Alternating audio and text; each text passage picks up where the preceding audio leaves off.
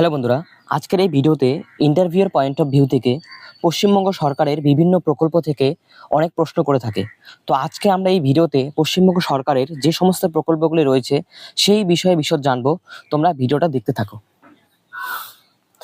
এখানে প্রথম যে প্রকল্প রয়েছে মাতৃযান প্রকল্প। এই প্রকল্পে প্রসূতিরা যাতে সহজে এবং নিশ্চিন্তে হাসপাতালে গিয়ে সন্তান প্রসব করতে পারেন সেই লক্ষ্য নিয়েই রাজ্যে চালু করা হয় মাতৃযান বা নিশ্চয়যান প্রকল্প।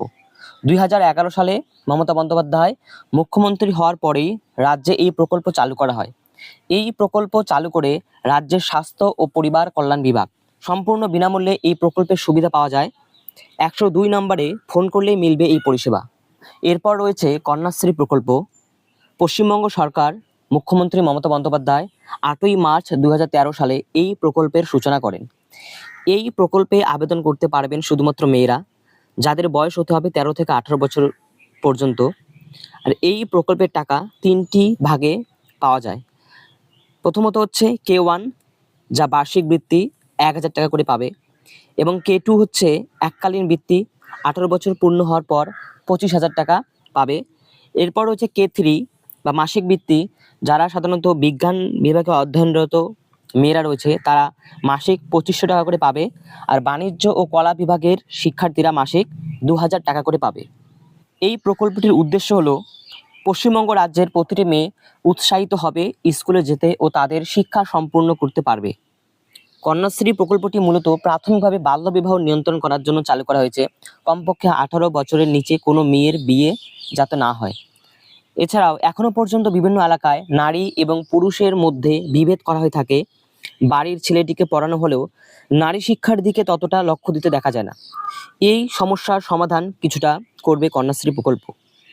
এরপর রয়েছে যুবশ্রী প্রকল্প। 2013 সালে মাননীয় মুখ্যমন্ত্রী মমতা বন্দ্যোপাধ্যায়ের হাত ধরে যুবশ্রী প্রকল্পের সূচনা হয়। এই প্রকল্পের প্রধান উদ্দেশ্যই হলো যুব সম্প্রদায়কে সাহায্য করা।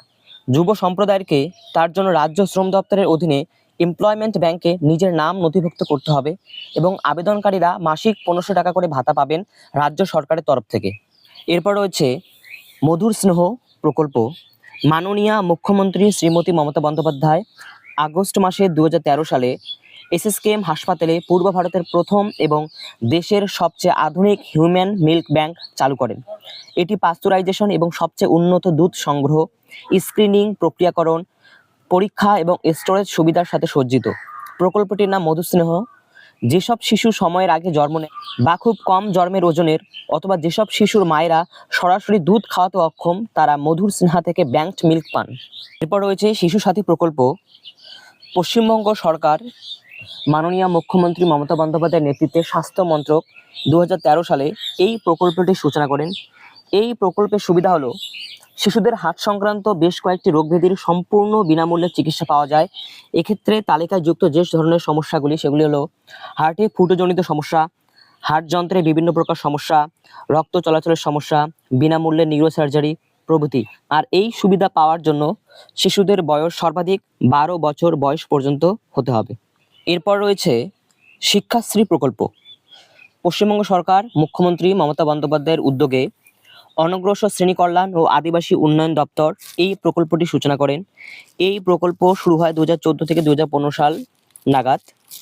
এই প্রকল্পের আওতায় SC/ST অন্তর্গত পঞ্চম শ্রেণী থেকে অষ্টম শ্রেণী পড়ুয়ারা বার্ষিক 800 টাকা করে পাবেন।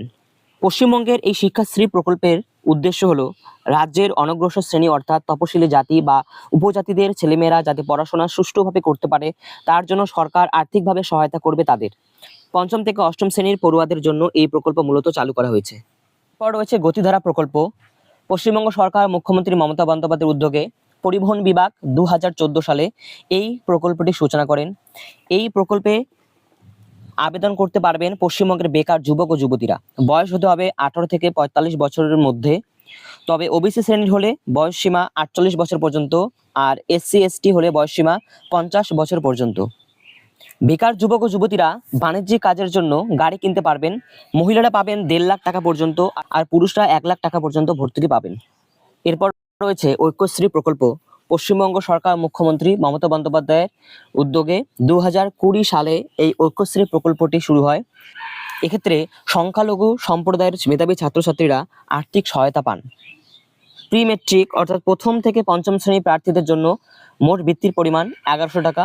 এরপর ষষ্ঠ থেকে দশম শ্রেণীর জন্য মোট বরাদ্দ অর্থের পরিমাণ 5500 টাকা। এরপর রয়েছে কর্মতীর্থ প্রকল্প। 2014 সালে সমাজের স্বনির্ভর গোষ্ঠীর সদস্যদের জন্য একটি প্রকল্প চালু করা হয়, যার নাম কর্মতীর্থ প্রকল্প। এই প্রকল্পের উদ্দেশ্য হলো এই সমস্ত স্বনির্ভর গোষ্ঠীর সদস্যরা তাদের উৎপাদন করা দ্রব্য সামগ্রী যাতে গ্রামের মানুষদের কাছে সহজে বিক্রি করতে পারে তার ব্যবস্থা করা। এরপর রয়েছে সামাজিক সুরক্ষা যোজনা। সমাজের দারিদ্র্য সীমায় থাকা মানুষদের জন্য সরকার 2014 সালে প্রকল্প আনে, যার নাম সামাজিক সুরক্ষা যোজনা। দরিদ্র পরিবারের কোনো ব্যক্তি যদি দুর্ঘটনায় মারা যায়, তাদের পরিবারকে যাতে আর্থিকভাবে সাহায্য করা যায় তারই ব্যবস্থা করা রয়েছে সামাজিক সুরক্ষা যোজনায়। এতে করে নিহতদের পরিবারকে 2 লক্ষ টাকা ও আহতদের পরিবারকে 1 লক্ষ টাকা করে সাহায্য করার কথা ঘোষণা করা হয়েছে। এরপর রয়েছে সুফল বাংলা প্রকল্প। 2014 সালে এই প্রকল্প শুরু হয়। আমাদের ভারতবর্ষ কৃষিপ্রধান দেশ, তাই আমাদের দেশের জনসংখ্যার একটি বিরাট অংশ হলো কৃষক। তাদের উদ্দেশ্যে এই প্রকল্প চাষিদের কাছ থেকে লাভজনক দামে সরাসরি কৃষিজ পণ্য সংগ্রহ করে যাতে গ্রাম ও শহরের মানুষের কাছে সঠিক দামে সেগুলি পৌঁছে দেওয়া যায় তারই ব্যবস্থা করা হয়েছে সুফল বাংলা প্রকল্পের মাধ্যমে। এরপর রয়েছে সবুজ সাথী প্রকল্প। পশ্চিমবঙ্গ সরকার মুখ্যমন্ত্রী মমতা বন্দ্যোপাধ্যায়ের উদ্যোগে স্কুল শিক্ষা বিভাগ 2015 সালে সেপ্টেম্বর মাসে এই প্রকল্প শুরু করেন। এই প্রকল্পে আবেদন করতে পারবেন সরকার ঘোষিত ও সরকারি সাহায্যপ্রাপ্ত স্কুলের নবম থেকে দ্বাদশ শ্রেণীর ছাত্রছাত্রীরা, যাদের বয়স হতে হবে 14 থেকে 17 বছর পর্যন্ত। 2015 সালের সেপ্টেম্বর মাসে পশ্চিম মেদিনীপুরের এক অনুষ্ঠানে যোগ দিতে গিয়ে সেই সভা মঞ্চ থেকে মাননীয় মুখ্যমন্ত্রী মমতা বন্দ্যোপাধ্যায় নিজের হাতেই প্রকল্পের সূচনা করেন এবং সেই মঞ্চে তিনি অনেক ছাত্রছাত্রীকে সাইকেল বিতরণও করেন, যাতে ছাত্রছাত্রীদের ভবিষ্যৎ আরও সুদৃঢ় হয়, তারা যেন নিজের পায়ে দাঁড়ানোর ক্ষমতা অর্জন করেন, সেটাই মুখ্যমন্ত্রীর এই প্রকল্পের লক্ষ্য। এছাড়াও এই সবুজ সাথী প্রকল্পের যে লোগোটি সেটা মুখ্যমন্ত্রী নিজেই এঁকেছেন, আর সাইকেলের সামনে ঝুড়ির সাথে সেই লোগোটি সংযুক্ত করা থাকে। এরপর রয়েছে মুক্তির আলো প্রকল্প। পশ্চিমবঙ্গ সরকার মুখ্যমন্ত্রী মমতা বন্দ্যোপাধ্যায়ের উদ্যোগে নারী ও শিশু উন্নয়ন এবং সমাজ কল্যাণ দপ্তর 4 সেপ্টেম্বর 2015 সালে এই প্রকল্প শুরু করেন। এই প্রকল্পে আবেদন করতে পারবেন যারা যৌনকর্মীদের পরিষেবা দিতে আগ্রহী ও যৌন এলাকায় কাজ করার অভিজ্ঞতা সম্পন্ন স্বেচ্ছাসেবী প্রতিষ্ঠানগুলি রয়েছে তারাই। এই প্রকল্পের সুবিধা হচ্ছে যৌনকর্মীদের 9 মাসের প্রশিক্ষণ দেবে সরকার। এই সময় তাদের থাকা খাবার সমস্ত ব্যবস্থা করে দেবে সরকার। 25,000 টাকা পর্যন্ত আর্থিক সহায়তা প্রদান করা হবে। এছাড়াও যৌনকর্মীদের সমাজের মূল স্রোতে ফিরিয়ে আনার জন্য নিয়মিত কাউন্সেলিং দেওয়া হবে। এরপর রয়েছে খাদ্যসাথী প্রকল্প। মুখ্যমন্ত্রী মমতা বন্দ্যোপাধ্যায়ের উদ্যোগে খাদ্য ও সরবরাহ দপ্তর 27 জানুয়ারি 2016 সালে এই প্রকল্প শুরু করেন। এক্ষেত্রে আবেদন করতে পারবেন পশ্চিমবঙ্গের রেশন কার্ডধারী। এই প্রকল্পের আওতায় যে সমস্ত সুবিধাগুলি রয়েছে, চাল প্রতি কেজি 2 টাকা, গম প্রতি কেজি 2 টাকা এবং স্বল্প মূল্যে খাদ্যশস্য। এরপর রয়েছে সবুজশ্রী প্রকল্প, যা 2016 সালের সরকারের তরফ থেকে এই সবুজশ্রী প্রকল্পটি চালু করা হয়, যার উদ্দেশ্য সমাজের প্রতিটি শিশু জন্মের পরেই তাদের একটি করে মূল্যবান চারা গাছ দেওয়া হয়। এরপর হচ্ছে সমব্যথী প্রকল্প। 2016 সালে এই প্রকল্পটি চালু করা হয়। এটি মূলত দরিদ্র পরিবারে মানুষজনদের মৃত্যুর পর অন্ত্যেষ্টিক্রিয়ার জন্য আর্থিক সাহায্য করে সরকার। পরিবার পরিজনদের অন্ত্যেষ্টিক্রিয়ায় 2000 টাকা করে আর্থিক সহায়তা করা হয়। এরপর রয়েছে স্বাস্থ্যসাথী প্রকল্প। 2016 সালের 17 ফেব্রুয়ারি পশ্চিমবঙ্গ সরকার মুখ্যমন্ত্রী মমতা বন্দ্যোপাধ্যায় এই প্রকল্প শুরু করেন। এই প্রকল্পে মহিলা পুরুষেরা সবাই আবেদন করতে পারবে।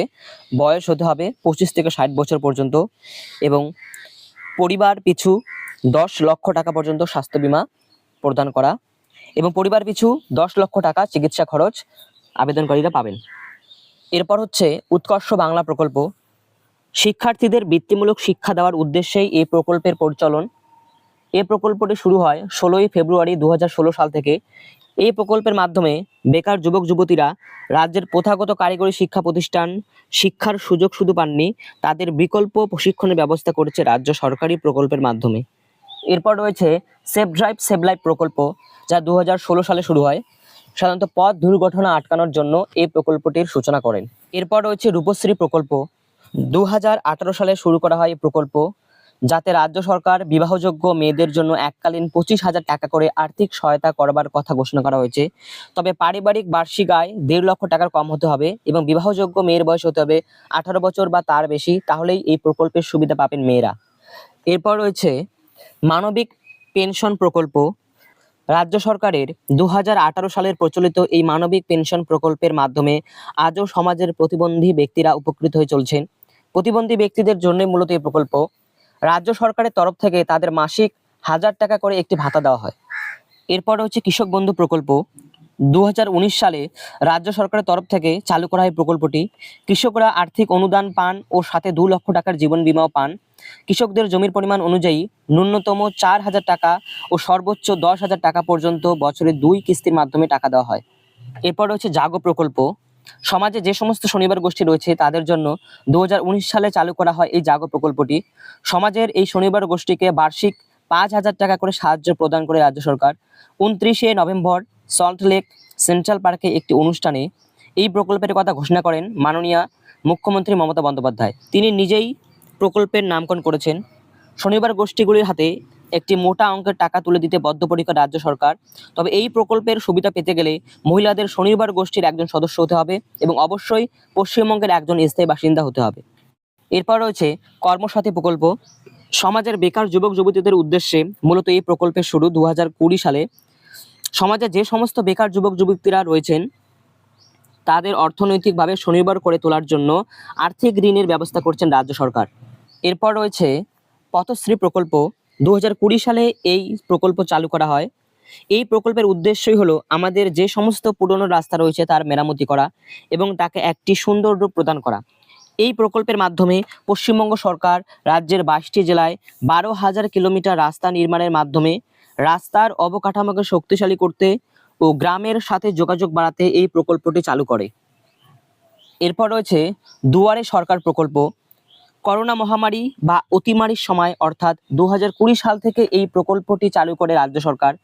রাজ্য সরকারের সমস্ত প্রকল্প যাতে মানুষের কাছে সহজে অর্থাৎ তার বাড়ির কাছে পৌঁছে দেওয়া যায় তার জন্যই এই প্রকল্প। এরপর রয়েছে স্নেহালয় প্রকল্প। সমাজের পিছিয়ে পড়া মানুষদের জন্যই 2020 সালে এই প্রকল্পটি শুরু করা হয়। প্রত্যেকের মাথার উপর যাতে একটি সুরক্ষিত ছাদ থাকে তার জন্য রাজ্য সরকারের তরফ থেকে 1,20,000 টাকা করে আর্থিক সাহায্য দেওয়া হয় যাতে করে তারা তাদের নিজেদের একটি করে বাড়ি তৈরি করতে পারে। এরপর রয়েছে স্নেহের পরশ প্রকল্প। সমাজের পরিযায়ী শ্রমিকদের উদ্দেশ্যে এই প্রকল্পের সূচনা। সাধারণত করোনা মহামারীর আবহে পরিযায়ী শ্রমিকরা কর্মহীন হয়ে পড়ায় 2020 সালের এই প্রকল্পটি শুরু হয়। পরিযায়ী শ্রমিকরা এই প্রকল্পের মাধ্যমে মাসিক 1,000 টাকা করে অনুদান পান সরকারের তরফ থেকে। এরপর রয়েছে বন্ধু প্রকল্প। 2020 সালে এই প্রকল্পের সূচনা হয়। 60 বছরের বেশি বয়সের তপশিলি জাতির মানুষদের প্রতি মাসে 1,000 টাকা করে বার্ধক্য ভাতা প্রদান করা হয় এই প্রকল্পের মাধ্যমে। এরপর রয়েছে বাংলাশ্রী প্রকল্প। সমাজের ক্ষুদ্র মাঝারি শিল্পকে উৎসাহ দিতেই মূলত এই প্রকল্পের প্রচলন। 2020 সালে এই প্রকল্প চালু করা হয়। এই প্রকল্পের মাধ্যমে হস্তশিল্পীরা মূলত স্কুলের পোশাক অর্থাৎ ইউনিফর্ম তৈরি করে থাকেন, তাকেই মূলত বিশেষ সম্মান দেওয়া হয়েছে এই বাংলাশ্রী প্রকল্পের মাধ্যমে। সবটুকুই শিল্পীদের অর্থনৈতিক সাহায্যের কথা মাথা রেখেই চালু করা হয়েছে। তাই ক্ষুদ্র মাঝারি শিল্পের জন্য রাজ্য সরকারের ঝুলিতে স্কচ পুরস্কারটিও এসেছে এই প্রকল্প শুরু করার জন্য।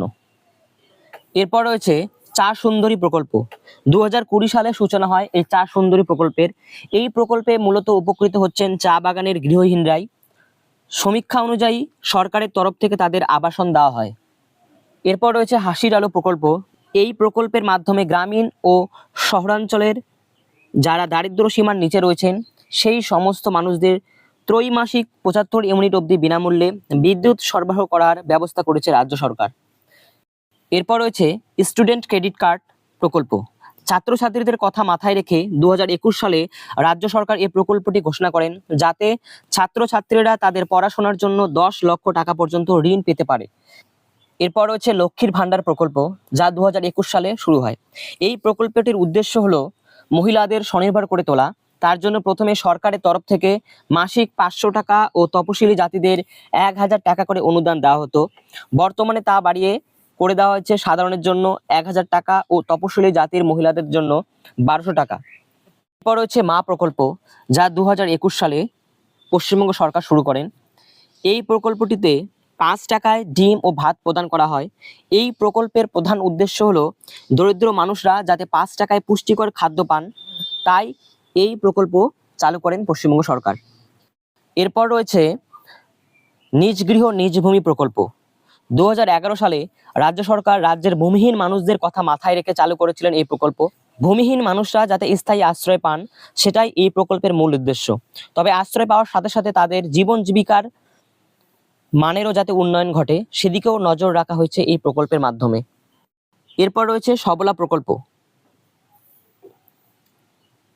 2021 সালে সমাজে কিশোরীদের স্বাস্থ্য ও কর্মসংস্থানের উন্নতির জন্য এই প্রকল্প শুরু হয়। যাতে তাদের ক্ষমতায়ন বৃদ্ধি হয়, সেদিকেই বিশেষ নজর রাখা হয়েছে এই প্রকল্পের মাধ্যমে। এরপর রয়েছে গীতাঞ্জলি প্রকল্প। প্রতিটি মানুষ যাতে সুনিশ্চিত একটি আশ্রয় পান, সেই ব্যবস্থাই করা হয়েছে এই প্রকল্পের হাত ধরে। রাজ্যের গৃহহীন ও দরিদ্র মানুষদের যাতে নিজস্ব বাড়ি নির্মাণ করা যায়, তার জন্যই গীতাঞ্জলি আবাস যোজনা। অর্থনৈতিকভাবে দুর্বল শ্রেণী বা বিপিএল কার্ডধারী যে সমস্ত পরিবারগুলি রয়েছে, যাদের পরিবারের সদস্যদের কোনো একটি পাকা বাড়ি নেই, তাদের যাতে নিজস্ব আশ্রয় হয়, তার জন্য পশ্চিমবঙ্গ সরকার এই প্রকল্পটির সূচনা করেন। আজকের ভিডিও এখানেই শেষ। ধন্যবাদ।